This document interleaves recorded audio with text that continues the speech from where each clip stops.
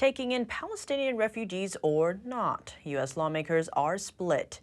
Meanwhile, leaders of the Arab world are clear. They are not going to accept any Palestinian refugees.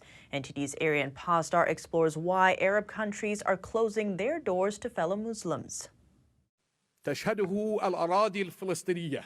The leaders of both Egypt and Jordan this week saying they won't take in any Palestinian refugees from Gaza or the West Bank. Both are Muslim countries and border Palestine. However, they're making their stance very clear. No refugees in Jordan, no refugees in Egypt. The leaders of the two Arab nations say they're not accepting refugees because if there are no people in Gaza, then Israel could just take over. However, some are questioning whether that's the only reason why they won't take them. Egypt's president this week gave another reason for not accepting Palestinian refugees, namely that Hamas members might come to Egypt this way and then fire rockets from Egypt into Israel, which would drag Egypt into the war. It is a secondary reason. The primary reason is they don't want Hamas firing rockets at Cairo or Alexandria.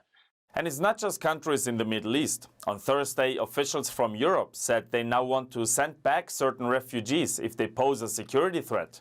This comes after multiple terrorist attacks in Europe just this week. 2 people have been killed in Belgium, and many more have been affected across Europe. We expect the European Parliament to provide a common position that would allow us to proceed with expedite returns. Another official said the European Union already increased returns by 20% this year. Arian Pasdar, NTD News. As Israel fights Hamas, a far stronger enemy sits near Israel's northern border, watching the events.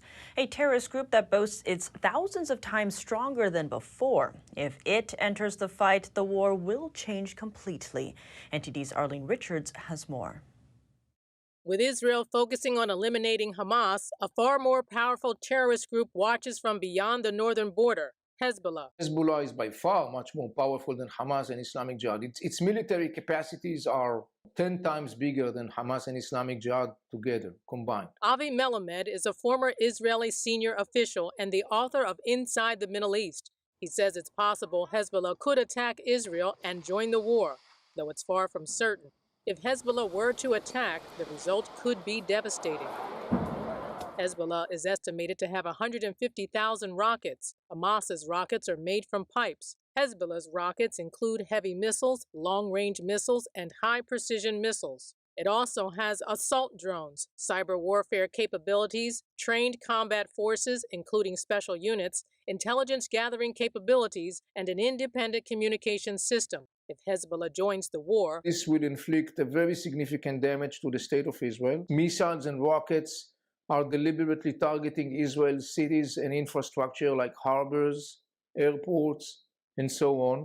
Israel will be able to intercept the rockets, or many of the rockets, but still the amount of rockets and missiles Hezbollah could launch are just simply enormous. Melamed says Israel won't be able to stop all those rockets. Hezbollah was founded in the early 1980s with the main goal of resisting Israel. It has even fought with Israel before in a month-long war in 2006 that left over 1,000 Lebanese citizens dead. Since the recent Hamas terror attack, Israel has been exchanging gunfire with Hezbollah almost daily. Arlene Richards, NTD News.